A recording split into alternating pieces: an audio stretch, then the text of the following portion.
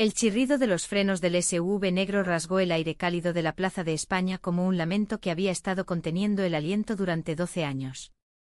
Mis 4 hijas, mis luces, mis tormentas, mis todo, se congelaron a mi lado, sus manos entrelazadas en un nudo que yo misma había enseñado a atar en las noches de truenos. Mamá, es él, murmuró Carmen, la mayor, con la voz quebrada como el Guadalquivir en sequía, y en ese instante, el secreto que había enterrado bajo las baldosas de Sevilla brotó como sangre de una herida reabierta. Me llamo Marta y en los callejones empedrados de Sevilla, donde el jazmín trepa por las paredes como un amante impaciente y el eco de las castañuelas se pierde en las fiestas de la feria, he sido camarera, madre, guardiana y a veces, villana de mi propia historia. Tenía 30 años cuando todo empezó, una edad en la que el sol de Andalucía quema la piel pero no el alma, y yo servía cafés con leche en la Giralda, esa tasca escondida en el barrio de Santa Cruz donde los turistas buscan exotismo y los locales, olvido. Mi vida era un ritual de tazas sucias y sonrisas forzadas, salpicada por las miradas fugaces de Raquel, la panadera del puesto vecino en el mercado de Triana, con sus ojos verdes como los olivos de Córdoba y una risa que hacía que el mundo pareciera menos pesado. Raquel y yo nos conocimos en una de esas noches de flamenco improvisado, cuando el vino tinto corría como el río y las guitarras lloraban por amores imposibles. Ella era 2 años menor que yo con el pelo recogido en un moño desordenado que dejaba escapar mechones rebeldes y manos callosas de amasar pan desde niña. Eres como el azahar en primavera, Marta, dulce y efímera, me dijo una vez, besándome bajo la luz de la luna en el puente de Triana, y yo creí que eso era amor, puro, sin fisuras, como las torrijas que ella me traía envueltas en papel marrón. Pero el amor en Sevilla es como la Semana Santa, procesiones de pasión que terminan en silencio, y el nuestro empezó con promesas susurradas en alcobas con rejas de hierro forjado. Todo cambió con la llamada de Elena. Elena había sido mi amiga desde la adolescencia, una de esas almas gemelas que el destino te regala y luego te arranca sin piedad. Ella era lesbiana declarada en una época en que eso significaba susurros a espaldas y puertas cerradas, y había criado sola a 4 hijas, Carmen, Lucía, Inés y la pequeña Alba, después de que su pareja las abandonara en una nube de humo y reproches. Marta, si me pasa algo prométeme que las cuidarás, me dijo un día en el hospital, con la voz ronca por el cáncer que la devoraba como un fuego mal apagado. Tenía 38 años y sus ojos, del mismo verde que los de Raquel, suplicaban lo que las palabras no podían. Yo asentí pensando que era una promesa de borracha, no un juramento que me ataría las manos por 12 años. Cuando Elena murió esa misma noche bajo la lluvia torrencial que Sevilla reserva para las despedidas, me encontré con 4 pares de ojos mirándome desde el umbral de su piso en el Macarena. Carmen, de 4 años con el pelo negro como las noches sin estrellas y una peca solitaria en la mejilla, Lucía, de 3, con trenzas que ya se deshacían y una rabieta eterna, Inés, de 2, aferrada a un osito raído, y Alba, apenas un bebé de meses, llorando en la cuna como si supiera que el mundo acababa de romperse. El padre biológico era un donante anónimo, un secreto que Elena se llevó a la tumba, y la familia de ella, conservadores devotos de la Virgen de la Macarena, las repudiaba por pecado. Así que yo, la camarera sin marido ni herencia, me convertí en su madre. Firmé papeles en un juzgado húmedo, mentí sobre mi soltería estable y empecé a tejer una familia con hilos de mentiras piadosas. Los primeros años fueron un torbellino de pañales sucios y noches en vela, yo corriendo entre turnos en la Giralda y las guarderías del barrio. Raquel fue mi ancla, traía hogazas calientes al amanecer, mecía a Alba en sus brazos mientras yo fregaba platos, y en las raras noches libres, nos escapábamos al Alcázar, donde los jardines moriscos nos permitían fingir que éramos dueñas de nuestro destino. Somos como las naranjas del naranjal, amargas por fuera, pero jugosas dentro, bromeaba ella, y yo reía, ignorando el nudo en el estómago que me advertía de las grietas. Nuestras hijas crecían salvajes y libres, correteando por las plazas donde Lorca había soñado versos prohibidos, aprendiendo a bailar sevillanas con faldas volantes y a esconder sus primeros amores bajo las alcobas de azulejos. Carmen fue la primera en cuestionar el mundo. A los 10 años, con el pelo liso cayéndole como una cortina negra, me encontró besando a Raquel en la cocina y no dijo nada, solo me miró con esos ojos que ya veían demasiado. «Mamá, ¿por qué no tenemos papá como los demás?», preguntó semanas después, y yo le conté la historia que había inventado, un marinero que se perdió en el mar, dejando semillas de amor en Elena. Era una mentira bonita, envuelta en cuentos de sirenas andaluzas, pero las mentiras bonitas en Sevilla se pudren como las aceitunas caídas. Lucía, la rebelde de trenzas rubias, se enamoró de una compañera de escuela a los 12, y yo la abracé mientras lloraba por un beso robado en el recreo. El amor no elige bando, mi niña, le susurré, recordando mis propias batallas en una España que aún arrastraba las cadenas del franquismo. Inés, con sus rizos castaños y gafas que la hacían parecer una mini intelectual, devoraba libros de García Lorca en la biblioteca pública, soñando con amores imposibles como el de la duquesa y la gitana. Y Alba, la pequeña de ojos verdes como los de su madre, era la luz, coleccionaba conchas en la orilla del Guadalquivir y me dibujaba familias con dos mamás bajo arcos de herradura. Nuestras vidas eran un tapiz de domingos en la catedral, donde rezábamos a la Virgen por perdón y por coraje, y veranos en la feria, donde las luces de los farolillos ocultaban lágrimas y risas. Raquel y yo nos casamos en secreto en una capilla olvidada de Itálica, con las niñas como testigos, jurando bajo olivos centenarios que nada nos separaría. Pero Sevilla es una ciudad de secretos, con sus patios escondidos y sus murmullos en las tabernas. 12 años pasaron como el vino en las bodegas de Jerez, envejeciendo, intensificando sabores amargos. Las niñas ya no eran niñas. Carmen, 16, era una joven con fuego en las venas, trabajando en una librería del centro y besando a chicas en las sombras de la Giralda. Lucía, 15, pintaba grafitis feministas en las paredes del Arenal, desafiando al mundo con su pelo teñido de rojo. Inés, 14, escribía poemas que me rompían el corazón, y Alba, también 14 pero con alma de poeta, soñaba con estudiar en Madrid, lejos de las campanas que nos ataban. Esa tarde de junio el sol caía como plomo sobre la plaza de España, y habíamos salido a celebrar el cumpleaños de Alba con helados de turrón en las fuentes de mármol. Raquel estaba a mi lado, su mano en la mía, hablando de un viaje a Granada para ver la Alhambra iluminada. Entonces llegó el SUV negro, reluciente como un cuervo en el asfalto, deteniéndose con un gemido mecánico que heló la sangre en mis venas. Dos hombres bajaron, uno alto con traje gris y barba recortada, el otro más joven, con ojos que reconocí al instante, los mismos ojos verdes de Elena, pero endurecidos por años de ausencia. Marta Ruiz, dijo el mayor con acento madrileño que cortaba como un cuchillo. Somos los abuelos de las niñas. Venimos a reclamarlas. El mundo se inclinó, y yo me aferré al brazo de Carmen, que temblaba como una hoja de olivo en vendaval. Raquel palideció a mi lado, sus dedos soltando los míos como si quemaran. ¿Qué demonios significa esto?, exigí, pero mi voz era un hilo, y en el fondo de sus ojos, vi la traición que había estado gestándose en silencio. El hombre alto se presentó como don Antonio, padre del donante, el padre anónimo que Elena había elegido en una clínica de Barcelona, un banquero de familia acomodada que nunca supo de las vidas que había sembrado. Mi hijo falleció hace un año en un accidente, explicó con voz de granito, mientras el joven, su sobrino, Javier, cargaba carpetas de papeles legales bajo el brazo. Descubrimos la existencia de estas niñas por casualidad, revisando documentos. Son sangre de nuestra sangre, y no permitiremos que crezcan en la pobreza y el pecado. La palabra pecado cayó como una losa, y Carmen soltó un sollozo ahogado, aferrándose a Lucía, que murmuraba maldiciones entre dientes. Raquel intentó intervenir, su voz un balbuceo. Esto es ridículo, no tienen derechos, pero don Antonio la miró con desprecio, como si fuera una mosca en su solapa. ¿Y tú quién eres? ¿La amante de la camarera? Las niñas jadearon, y yo sentí el suelo abrirse bajo mis pies. 12 años construyendo murallas de amor, y ahora un SUV negro las derribaba con la frialdad de un decreto notarial. Las arrastré de vuelta a casa, un piso modesto en el laberinto de los 14, con sus patios floridos y vecinos chismosos que ya susurraban tras las persianas. Esa noche, mientras las acunaba en la sala, cuerpos adolescentes que ya no cabían en mis brazos, les conté la verdad a medias. Elena las dejó conmigo porque las amaba más que a su vida. Nadie nos separará. Pero el miedo era un río subterráneo, como los de las minas romanas bajo Sevilla, erosionando todo. Al día siguiente los abogados llegaron con citaciones, una demanda de custodia basada en pruebas de ADN que habían obtenido Dios sabe cómo. Somos familia estable con recursos, argumentaban, mostrando fotos de una mansión en La Moraleja, piscinas y colegios privados. ¿Qué les das tú? ¿Turnos en una cafetería y besos de mujeres? El juez, un hombre de bigote gris y devoción católica, programó una audiencia para la semana siguiente en el Palacio de Justicia junto al Alcázar, donde las sombras de reyes pasados parecían juzgarnos. Raquel se volvió distante como si el fantasma de Elena hubiera regresado para reclamarla.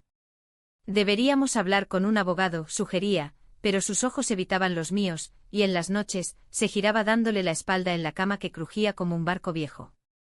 Sospeché al principio que era el estrés, el peso de nuestra familia improvisada, pero las mentiras tienen olor a azufre, y el suyo empezaba a impregnar el aire. Carmen, siempre la protectora, me confrontó en la cocina mientras pelaba naranjas para el desayuno. «Mamá, ¿Raquel nos está mintiendo?» La vi hablando por teléfono anoche en susurros, como si temiera que la oigamos. Mi corazón se hundió como una piedra en el Betis, pero negué con la cabeza, tejiendo otra capa de ilusión. Es solo preocupación, mi amor. El amor resiste tormentas. Mientras tanto, las niñas se cerraban como almejas en la ría. Lucía, la de las trenzas ahora cortadas en un bob desafiante, pasaba horas pintando murales en su habitación, mujeres enlazadas en cadenas rompiéndose, con lemas como amor sin fronteras garabateados en rojo sangre. Inés leía vorazmente sobre derechos LGBTQ en la biblioteca, sus gafas empañadas por lágrimas no derramadas, y me mostraba artículos de discriminación en familias conservadoras. No nos llevarán, ¿verdad, mamá? Somos tuyas. Alba, la soñadora, componía sevillanas melancólicas en su guitarra prestada, cantando sobre madres perdidas y ríos que no devuelven lo robado. Intenté mantener la normalidad, turnos dobles en la Giralda, donde los clientes pedían tapas de jamón y yo servía sonrisas rotas, tardes en el parque de María Luisa, donde las palomas picoteaban nuestras migas de pan y fingíamos que el mundo no conspiraba. Pero la conspiración estaba allí, latiendo como el corazón de un torero en la plaza de toros. Una noche al volver de un turno tardío, encontré a Raquel en la sala, inclinada sobre la mesa con un sobremanila en las manos. «¿Qué estás haciendo?», exclamé y ella se sobresaltó, dejando caer el contenido, fotos de las niñas de bebés, tomadas en secreto, y una carta de don Antonio. «Querida Raquel, sabemos de tu orientación. Ayúdanos a resolver esto discretamente y te recompensaremos. No querrás que tu panadería cierre por deudas, ¿verdad?» El mundo se volvió negro como el interior de la catedral al anochecer. «¿Has estado hablando con ellos? ¿Por dinero?» Ella lloró jurando que era solo una amenaza, que había intentado disuadirlos, pero sus palabras eran como humo de incienso, etéreas, sin sustancia.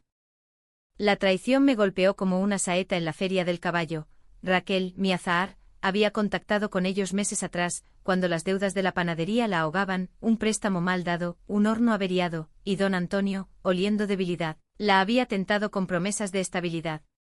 Solo quería protegernos, sollozó, pero yo vi la verdad, el miedo al empobrecimiento, el eco de su propia infancia en un barrio obrero de Triana, donde el hambre era un invitado permanente. «Nos has vendido, Raquel. A ellas, a nosotras». Esa noche durmió en el sofá, y yo en la cama con las niñas, escuchando sus respiraciones como un rosario de oraciones no respondidas. La audiencia llegó como una procesión de la Macarena, solemne, inexorable.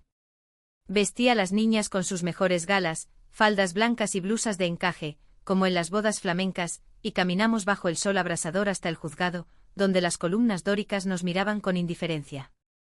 Don Antonio y Javier esperaban en el pasillo, impecables, flanqueados por abogados con maletines de cuero.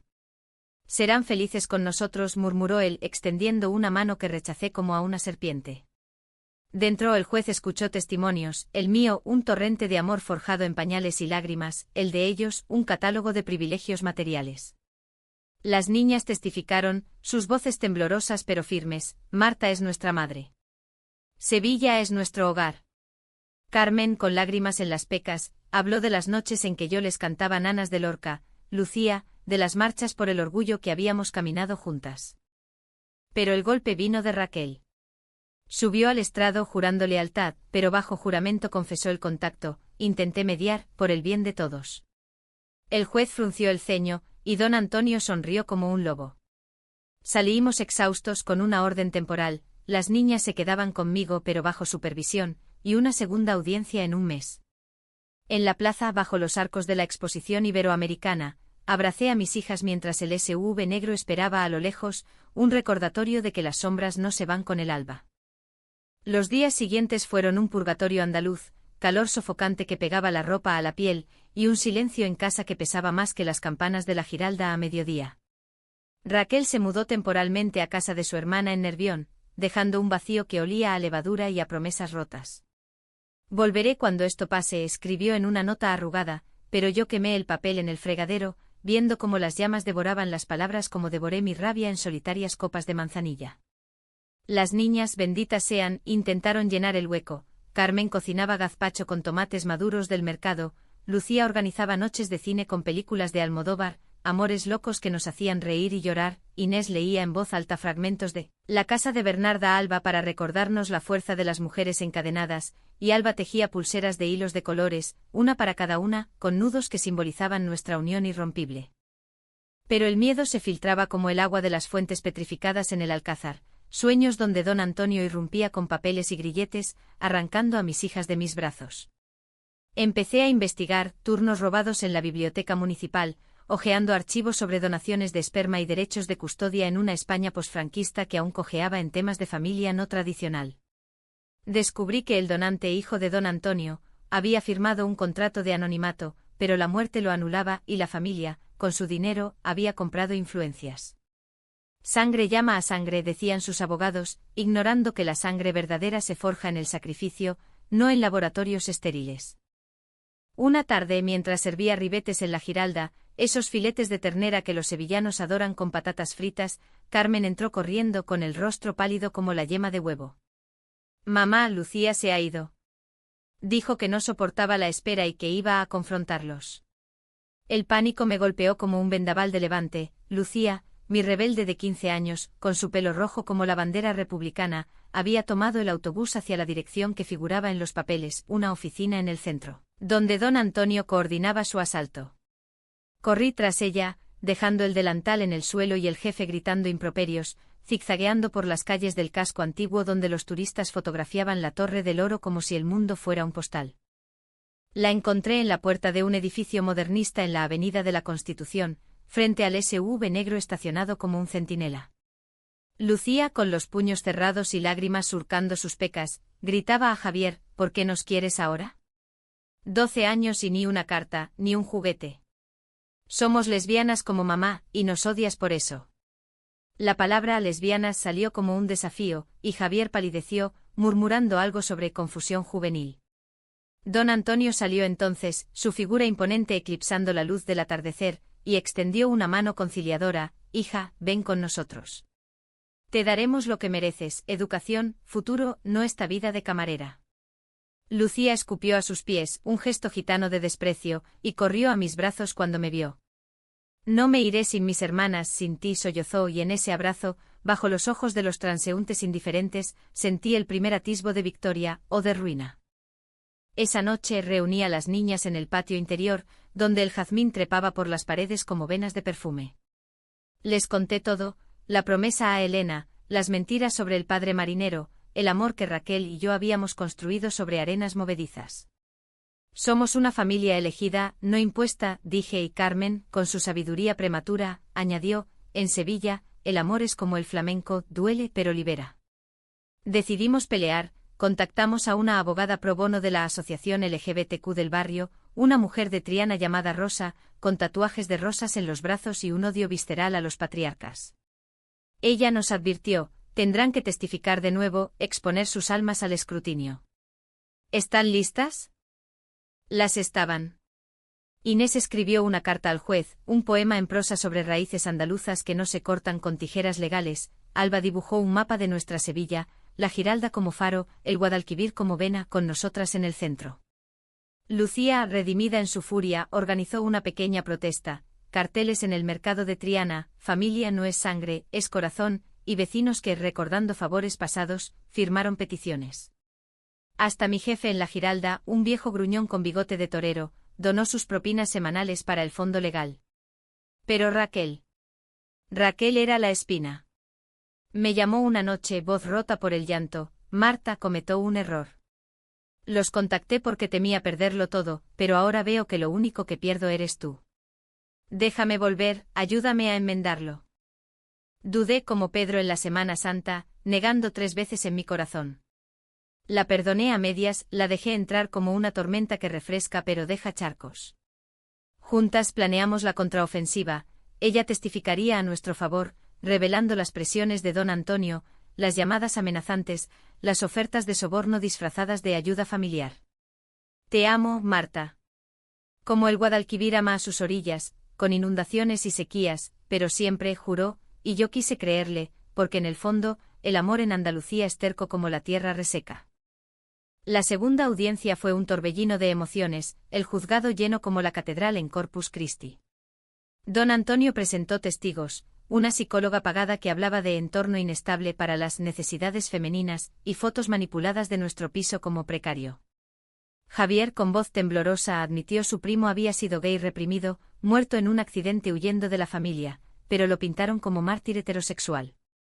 Nuestras pruebas fueron el alma, las cartas de las niñas, los testimonios de vecinos, la panadera viuda que nos llevaba dulces, el cura progresista de la parroquia que bendecía uniones como la nuestra en secreto. Raquel subió al estrado sudando bajo su blusa de lino, y confesó, intenté ceder al miedo, pero el amor verdadero es resistir. Estas niñas son hijas de Marta, no de un contrato. El juez deliberó en silencio, sus dedos tamborileando como castañuelas. Cuando levantó la vista, su voz fue un veredicto, la custodia permanece con Marta Ruiz. La familia se define por el lazo afectivo, no por la biología. El alivio nos invadió como lluvia en agosto, abrazos, lágrimas, Carmen besando mi mejilla con la fuerza de una sevillana. Don Antonio se levantó, rostro pétreo, y murmuró, esto no acaba aquí, antes de salir con Javier, el SUV negro perdiéndose en el tráfico como un mal sueño. Pero los sueños en Sevilla tienen colas. Esa noche celebramos en la Giralda con tapas gratis y vino de la casa, las niñas bailando al son de una guitarra improvisada. Raquel y yo nos miramos a través de la multitud, y en sus ojos vi el perdón que aún pendía. Volvamos a casa, le dije, y ella asintió tomándome la mano. Los meses siguientes fueron un bálsamo, como el aceite de oliva sobre heridas frescas. La demanda de don Antonio se desvaneció en apelaciones fallidas, el dinero no compra todo en una España que lentamente aprende a sanar sus fracturas, y él se retiró a su Madrid de torres de cristal, dejando solo ecos de amenazas que el viento del Guadalquivir se llevó.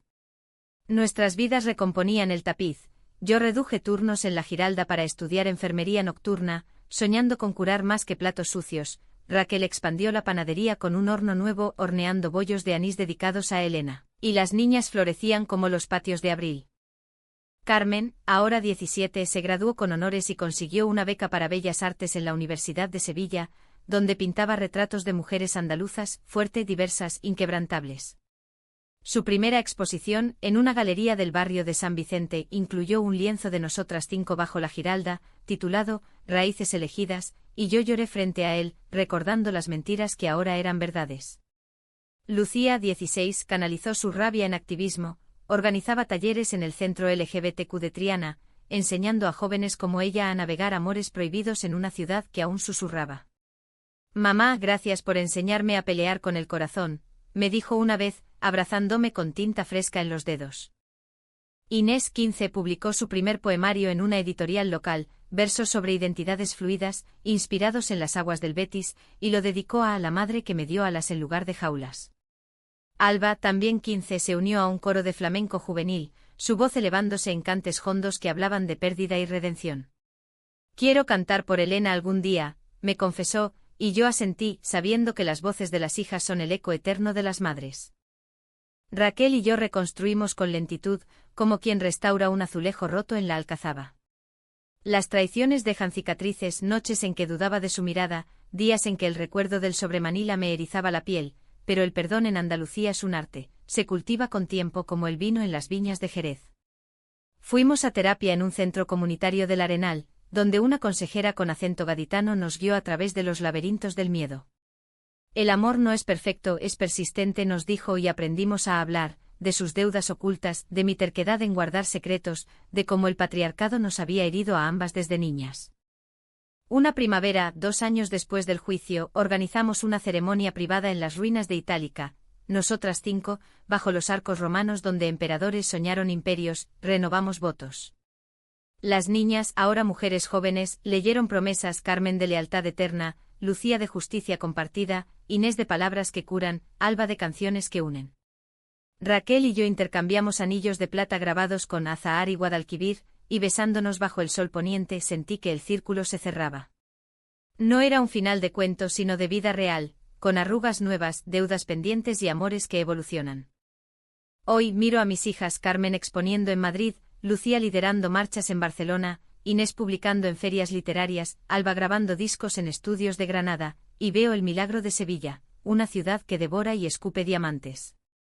Don Antonio murió el año pasado, solo en su mansión, dejando una carta de arrepentimiento que Javier nos envió: perdí más que sangre, perdí humanidad.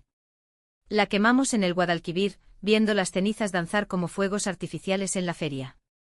¿Y Raquel? Raquel es mi compañera de vejez prematura, horneando pan por las mañanas mientras yo atiendo pacientes en el hospital. Nos sentamos en el puente de Triana al atardecer, manos entrelazadas, viendo cómo el río lleva secretos al mar. Cambiamos todo, pero todo cambió para bien, me dice, y yo sonrío, sabiendo que en esta tierra de pasiones y dolores, el amor huérfano encuentra hogar. Porque en Sevilla las madres no nacen, se eligen, se forjan, se salvan.